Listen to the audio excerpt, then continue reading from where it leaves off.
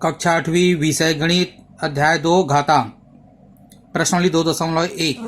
इसके पहले आपको प्रश्नावली 2.1 से प्रश्न क्रमांक 1 और प्रश्न क्रमांक 2 को समझाया गया। आज हम आपको इसी प्रश्नावली में दिए गए प्रश्न क्रमांक 3 इसे समझाएंगे।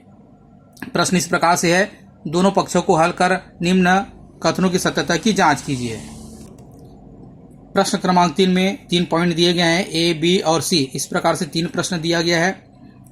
इन्हें हम इस प्रकार से हल करेंगे कि यह जो कथन बताया गया है यह सत्य है या असत्य, इसकी हमको जांच करना है। अब हम सबसे पहले पॉइंट ए में दिए गए कथन की सत्यता की जांच करेंगे। सबसे पहले हम प्रश्नों को एक बार पुनः यहाँ पर लिख लेते हैं। ऋण 2 का घात 4 गुणित ऋण 2 का घात 2 बराबर के दूसरे पक्ष में दिया गया ऋण 2 का घात 8 भागित ऋण 2 का घात 2।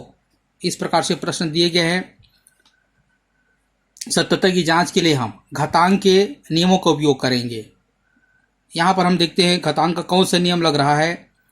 ऋण 2 और यहाँ पर गुणा हो रहा है, तो घातांक का नियम है यदि आधार समान है और गुणा किया जाता है तब घात आपस में जुड़ जाते हैं, अर्थात ऋण 2 और घात आपस में जुड़ जाएंगे। 4 धन 2 बराबर की दूसरे पक्ष में देखते हैं, यहाँ पर भी आधार समान है। ऋण 2 और ऋण 2 दिया गया है, लेकिन यहाँ पर भाग हो रहा है, तो घातांक का नियम है यदि आधार समान हो और भाग किया जाता हो तब घात आपस में घट जाते हैं, अर्थात इसे हम इस प्रकार से नियमानुसार लिखेंगे। ऋण 2 का घात 8 ऋण 2। अब इसे हम सरल करेंगे क्योंकि अभी भी यह स्पष्ट एक समान नहीं दिखाई दे रहा है। ऋण 2 4 में 2 जोड़ेंगे तो हो गया 6 बराबर ऋण 2 8 में 2 घटाएंगे तो हो गया 6। अब हमें स्पष्ट रूप से दोनों पक्ष एक समान दिखाई दे रहा है।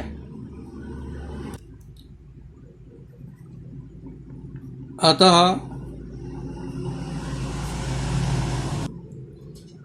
कथन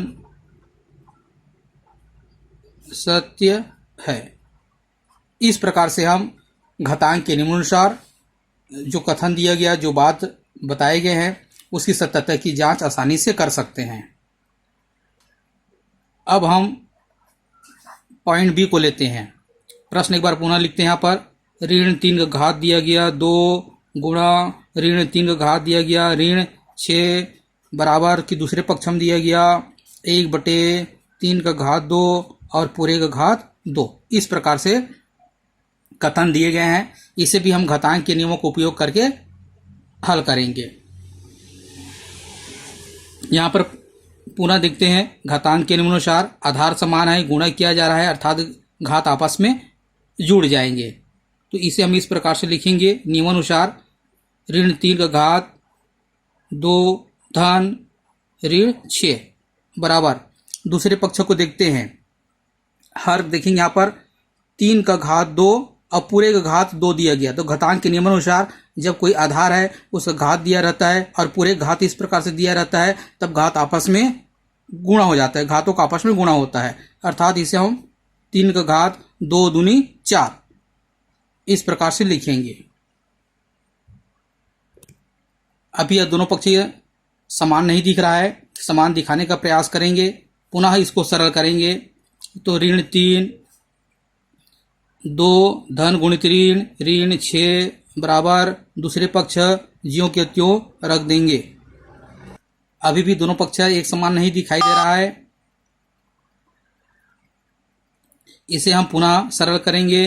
ऋण 3 का घात यहाँ पर 2 ऋण 6 दिया गया है, अर्थात 6 में हम 2 घटाएंगे तो यह होगा 4, लेकिन 6 बड़ा अंक है, इसके सामने ऋण चिन्ह लिखा गया है, तो यहाँ पर हम लिखेंगे ऋण बराबर 1/3 का घात 4। अभी भी यह एक समान नहीं दिखाई दे रहा है, इसे पुनः हम सरल करेंगे।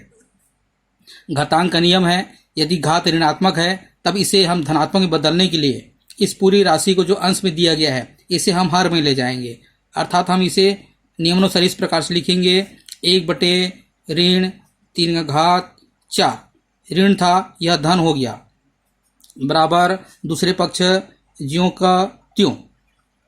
अभी भी एक समान नहीं दिखाई दे रहा है। पुनः यहाँ पर घातांक के नियम का उपयोग करेंगे। 1 बटे, यहाँ पर देखते हैं ऋण 3 का घात दिया गया है 4, 4 अर्थात सम संख्या।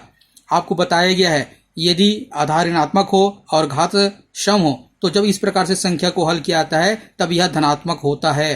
अर्थात इसे हम 3 का घात 4 इस प्रकार लिख सकते हैं घातांक के नियमानुसार, और 3 का घात 4। अब देखिए दोनों पक्ष एक समान दिखाई दे रहा है, अतः कथन